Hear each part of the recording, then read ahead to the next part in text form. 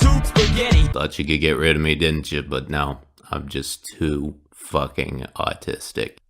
Anyway, let's fucking do this. So, it's open mic night at the Cackling Capitalist, Ponyville's favorite comedy club / dive bar, and Maud's like, what do you call an alicorn with no wings and no horn?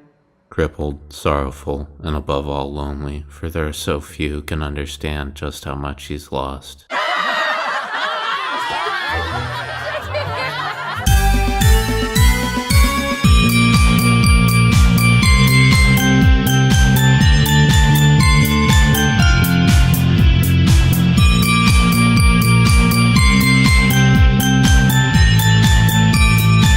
Anyway, Punk's all, damn dude, you really been killing them lately. No, I haven't. You told me to stop, and I did. I keep my promises, Pinky. I mean, you've been telling great jokes. They're funny. You've been making people laugh. We don't need to talk about the other thing. Oh, yeah. I guess I write better jokes when I'm not constantly enveloped in a cocoon of soul-smothering anxiety and loneliness, and that kind of brings me to something I wanted to talk to you about. Wait, hold on. I think I'm gonna...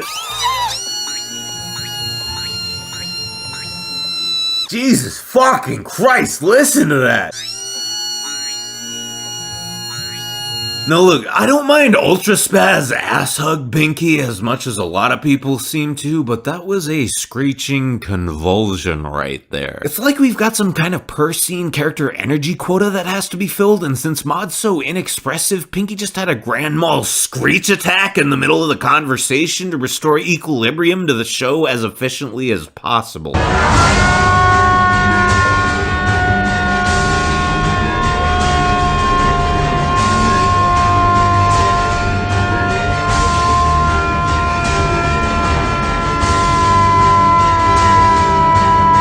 Anyway, Ponka wakes up the next morning with retrograde amnesia due to her acute shrieking fit, and she can't find Maud, so she trashes Glimmy's room in a delirious rage, and then, in an even more concerning turn of events, goes cake shopping for Maud's birthday party, seemingly unaware of the fact that she works at a bakery. She gets in it with some dude who people tell me is supposed to be a pony version of that one guy from that one show who always says Bazooper or whatever. I can't say for sure because I don't watch it, but it seems legit to me because he's really fucking obnoxious and he's a huge waste of time. So Punk finally finds her sister and she's like, where you been, dude? I woke up in a hospital this morning. And Maud's like, Pinky, the reason I've been so busy is that I have a boyfriend now.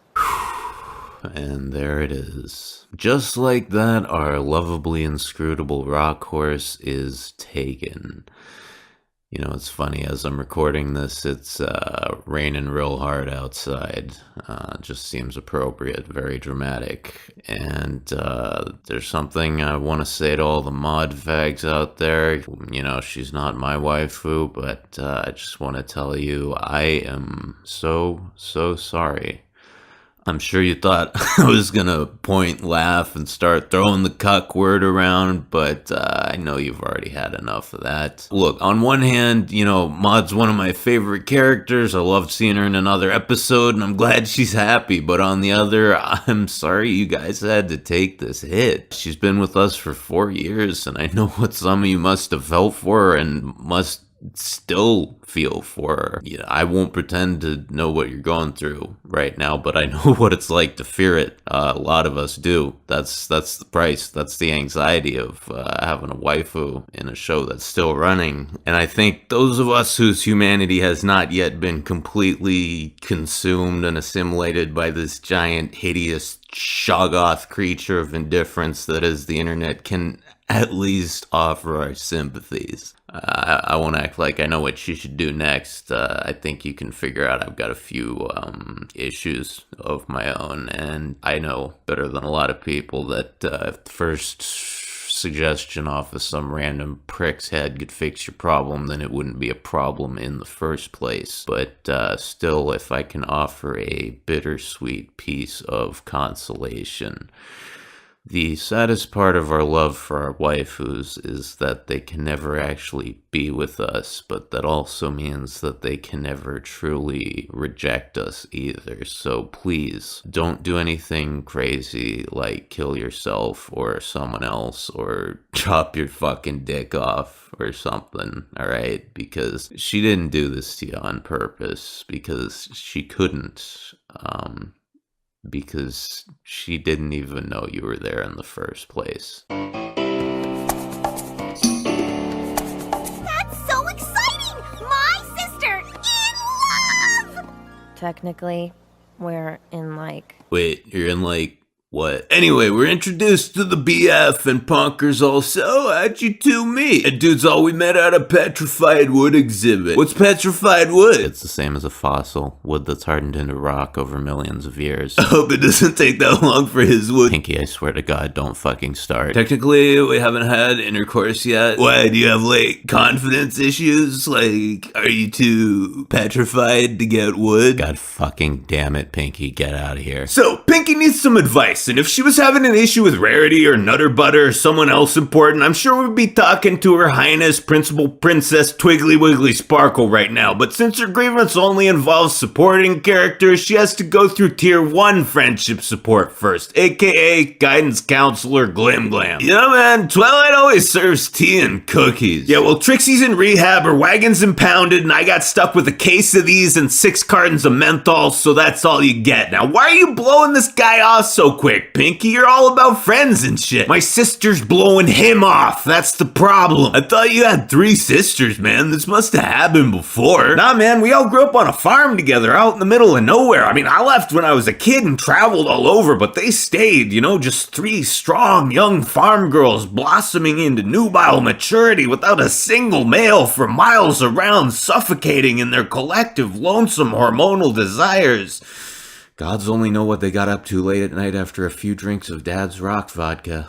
Jesus, Pinky, you're murdering me here, man. Hey, that's a great idea, dude. Thanks. So, Ponka throws Mudbriar in her party basement. She's about to whack him like a piñata until he makes his offhand comment about Maud not liking surprise parties. So she lets him off the hook and goes to confront her sister. And she's all, what the fuck, dude? You hate surprise parties? Dash hates pies? Why does everybody lie to me? And Maud's like, because, Pinky, giving you even the smallest piece of criticism feels like kicking a puppy. For all of your outwardly projected joy and exuberance, you're the most fragile, disturbed creature I've ever known, and I'd rather endure 1,000 surprise parties than make you sad one time. Look, I know Mudbriar's probably kind of a douche if you aren't used to him, but just this once, even if it means cashing in every favor you owe me, can you just be cool and try to get along with him? You really like him that much, huh? everything about him makes me happy. Well, too bad! Anyway, Ponka spazzes all the way home to seek the sage advice of her eldest sister, and she's like, dude, Limey, you gotta help me. I just don't get what Maud sees in this prick. And Limestone's like, you don't need to. Sis, bruh, what are you talking about? He's dating Maud. We need to get along and understand each other and be friends and shit. Alright, I got a metaphor for you, Pinky. Think of Maud's boyfriend like this gem right here. Dude, that's not a gem. It's just a regular rock. Well, it might look like a regular rock, but all you gotta do to find the hidden gem inside is crack it open and go fuck yourself. Do not fuck this up for Maud. Do you hear me? You know how miserable she's been, and if this guy makes her happy, you fucking put up with it because she's your family. Act like a fucking adult and think about someone else's feelings for once. Hey, I'm Pinkie Pie, goddammit. All I do is care about other people's feelings. No, all you do is think about the idea of caring about other people's feelings and then use the self-esteem that gives you as a coping mechanism for your own depression. As soon as a situation demands some actual sacrifice from you, look at what you do. You throw a fit and run away. But what if they end up getting married? I'll have to put up with them forever. Yeah, dude, sometimes you just gotta shut your fucking mouth, put on a smile, and put up with some shit forever. That's what sacrifice is. But sucks. You know what fucking sucks? Being a 35-year-old virgin who spends every day of her life moving rocks and watching her parents grow old and die while you go off and save the world and Maud gets her cherry popped. That fucking sucks, but I put up with it because that's what the family needs. You get what I'm saying? Yeah, I get it. Also, you're still a virgin. Get out of here before I break your legs. So, Punk goes back to the old PV, tries to be cool with Mudboy, and when he acts like a tool, she shuts the fuck up. As a compromise, she still throws the big party, but she has Glimmy put a shitload of ketamine in the punch bowl and pull a fake on the addled attendees with a cardboard cutout of Maud while she, her sis, and the BF just chill on a hill. And Piggy's like, You know, Maud, I learned something today. I never really stopped to think about how much my family sacrifices for me or how little I actually give them in return. I'm sorry I made things so hard for you guys, and I'm glad you're happy together. Thanks, Pinky. Technically, shut up, faggot. Yo, I'm sick of getting the shaft, nigga, this shit is baloney. So I'ma amputate my penis for a cartoon pony. Fuck you, Confalona, I'm disowning